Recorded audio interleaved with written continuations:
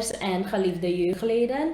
Ik ben Tersa Jayet van de gemeente Karmel en het is voor mij een eer om deel te nemen aan deze jeugdgebedsweek. Ik hoop dat u gezegend zal zijn als wij dit onderwerp verder zullen uitdiepen. Voordat wij continueren met het onderwerp, zullen wij eerst even in gebed gaan. Onze dierbare Vader in de hemel, ik vraag u om mij te bedekken onder uw bloed en dat deze boodschap heel wat zielen kan bereiken. In Jezus' naam, amen. In het plan van God om zichzelf te verzoenen met ons als mensen, moest hij eerst vergeving aanbieden, omdat wij zonder hem het niet zelf zouden kunnen doen. De eerste stap voor ons is om Gods vergeving te accepteren en daarna anderen te vergeven. Vanavond zullen we concentreren op 2 Korintiërs hoofdstuk 5, de versen 18 tot en met 20. 2 Korinthe 5, vers 18 en 19. En dit alles is uit God, die door Christus ons met zich verzoend heeft en ons de bediening der verzoening gegeven heeft, welke immers hierin bestaat dat God in Christus de wereld met zichzelf verzoenende was, door hun overtredingen niet toe te rekenen, en dat hij ons het woord der verzoening heeft toevertrouwd. We zullen kijken wat de bediening van vergeving inhoudt en ook enkele praktische voorbeelden die ons leren over mensen die anderen hebben vergeven en hoe zij vergiffenis hebben geaccepteerd. De afgelopen avonden hebben we het gehad over vergeving.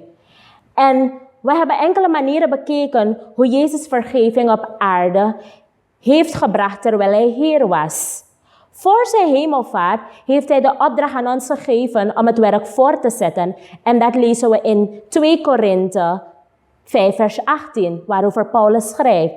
In het tweede gedeelte van de vers noemt Paulus de bediening die Jezus ons heeft gegeven. Wat houdt dat in?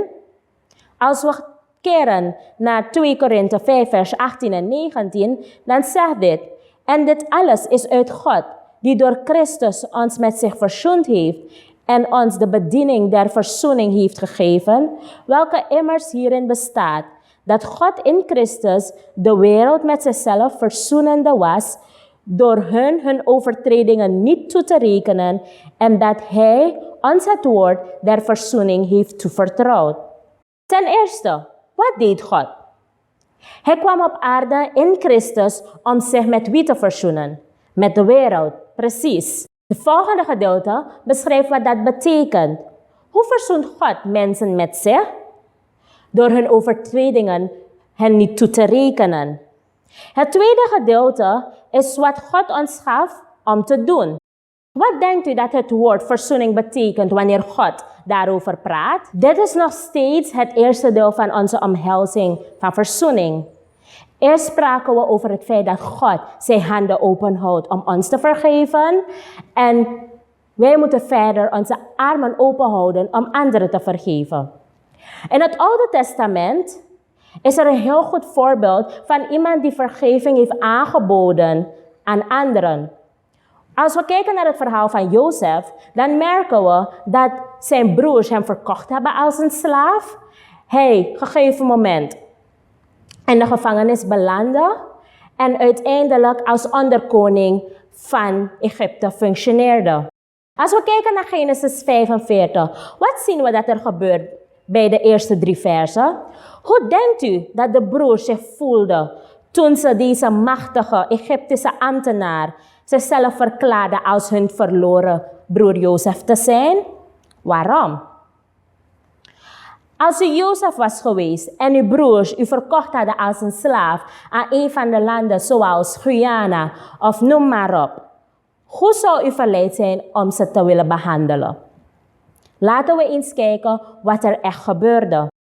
Laten we verder lezen de versen 4 tot en met 8 van hetzelfde hoofdstuk. Genesis 45, vers 4 tot en met 8. Toen zeide Jozef tot zijn broeders: kom toch naderbij. Daarop naderden zij. En hij zeide: ik ben uw broeder Jozef, die gij naar Egypte verkocht hebt. Maar wees nu niet verdrietig en ziet er niet zo ontsteld uit, omdat gij mij hierheen verkocht hebt. Want om u in het leven te behouden, heeft God mij voor u uitgezonden. In het Oude Testament zien we het verhaal van Jozef. Nou, wie was Jozef? Jozef is door zijn broers verkocht geworden als een slaaf. Hij belandde op een gegeven moment in de gevangenis en uiteindelijk is hij onder koning van Egypte geworden. Nou, natuurlijk hadden zijn broers hem zoveel jaren niet gezien, dus wisten ze nou niet of hij ze wel of niet zou vergeven. Maar laten we kijken wat Genesis 45 ons vertelt. Want reeds 2 jaren is er hongersnood geweest in dit land en er komen nog 5 jaren waarin niet geploegd of geoogst zal worden. Daarom heeft God mij voor u uitgezonden om u een voortbestaan te verzekeren op aarde en om voor u een groot aantal geredden in het leven te behouden. Dus zijt gij het niet die mij hierheen gezonden hebt, maar God. Hij heeft mij gesteld tot Farao's vader en tot heer over geheel zijn huis en tot heerser in het gehele land Egypte. Hoe denkt u dat zijn broers zich hebben gevoeld toen die machtige Egyptische ambtenaar zichzelf verklaarde als hun verloren broer Jozef te zijn? Als u Jozef was geweest en u verkocht was geworden als slaaf, hoe zou u hebben gehandeld? Laten we kijken wat er verder gebeurt. Waarom is Jozef zo vergevensgezind geweest naar zijn broers toe? Jozef gaf God de glorie. En in de gevangenis, terwijl hij in de gevangenis was, wist hij dat dat niet Gods plan was voor zijn leven. Hij wist dat het niet in Gods plan lag dat zijn broers voor haat zaten en hem als slaaf moesten verkopen. Jozef gaf God de glorie. En denkt u dat in de gevangenis Jozef dacht dat God dit wilde voor zijn leven? Denkt u echt dat dit Gods plan was dat zijn broers hem verkochten als slaaf? God kon Jozef op een andere manier hebben geleid naar Egypte. Maar vanwege zonde heeft God op de situatie gebruikt om toch het beste uit het slechtste te halen. Zoals we weten in de volksmond zeggen we allemaal, Allah ogri etchawambong. Jozef had vanaf het begin geleerd dat ongeacht de situatie, ook al zou hij niet weten wat er zou gebeuren, dat hij toch op God zou moeten vertrouwen. En dat hij zich aan God moest vastklampen. En dat kunnen wij ook doen. We kennen de details niet van over hoe Jozef zijn broers hebben gehandeld. En hoe ze zich voelden. Maar we krijgen wel een indicatie als we kijken naar hoofdstuk 50, de versen 15 tot 21. Genesis 50, vers 15 tot en met 21. Toen Jozefs broeders zagen dat hun vader gestorven was, zeiden zij: als Jozef zich nu maar niet op ons gaat wreken en ons ten volle al het kwaad vergeldt dat wij hem hebben aangedaan. Daarom zonden zij Jozef deze boodschap: uw vader heeft voor zijn sterven geboden. Zo moet gij tot Jozef zeggen: ach, vergeef toch de overtreding uw broeders en hun zonde, want zij hebben u kwaad aangedaan. Nu dan, vergeef toch de overtreding der dienaren van de God uw vaders. En Jozef weende toen men zo tot hem sprak. Ook kwamen zijn broeders zelf, wierpen zich voor hem neer en zeiden: zie, wij zijn u tot slaven. Maar Jozef zeide tot hen: vrees niet, want ben ik in Gods plaats? Gij hebt wel kwaad tegen mij gedacht, maar God heeft dat ten goede gedacht, ten einde te doen zoals heden het geval is, een groot volk in het leven te behouden. Vrees dus niet, ik zal u onderhouden en ook uw kinderen. Zo troostte hij hen en sprak tot hun hart. We kijken even naar een ander verhaal. Een verhaal in het Nieuw Testament. Een verhaal over een vrouw bij de put. Nou, wie was deze vrouw? Deze vrouw was een outcast. Deze vrouw was een verstotene. Deze vrouw ging naar de put op een tijdstip waar niemand bij de put was. En toen ze bij de put aankwam, was er daar een man.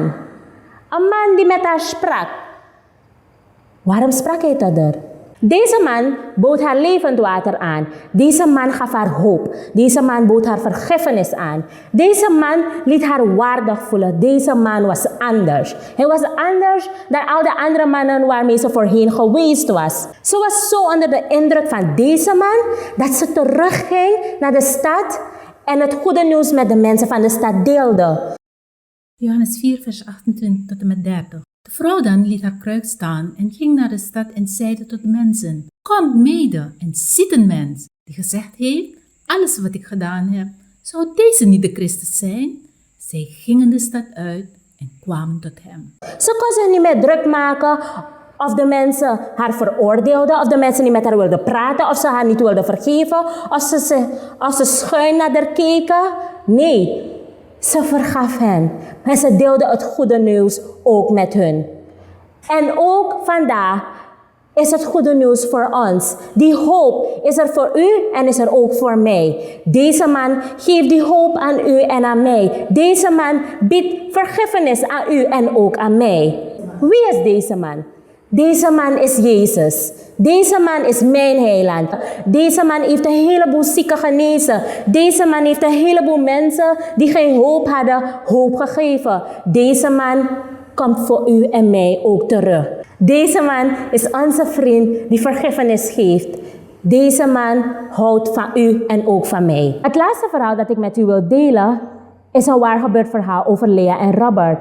Ze waren een getrouwd koppel. Het huwelijk ging in het begin goed, maar nadien ging het de slechte kant op.